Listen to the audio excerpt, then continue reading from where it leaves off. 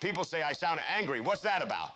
Let me tell you, the other day I ran into an old friend of mine, call him Roger. We go way back to when we were both kids, so we decided to catch up over a pint of beer. He told me how he'd made a bunch of money selling porta potties or something. I mentioned I'd just written a book, The Girl Who Rode the Unicorn. What's it about? So I tell him how we've destroyed the earth. But it's more than just a story. It's a history of our future if we don't change what we're doing. He made a noise. All this global warming crap is just a bunch of bullshit.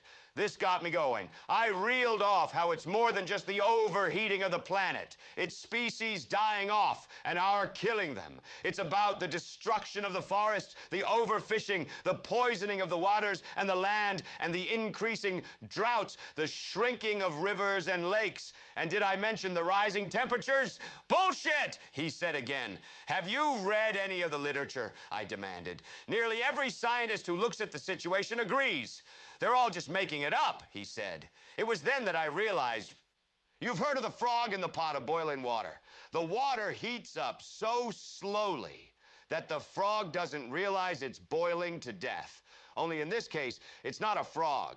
It's my old buddy Frogger, and everybody like him who just sits in the pot and thinks, what's the problem? It's not so hot today. That's why I'm angry. They can't read. They won't listen. There's no getting through to them. And that's why I wrote this history of the future. The Girl Who Rode the Unicorn.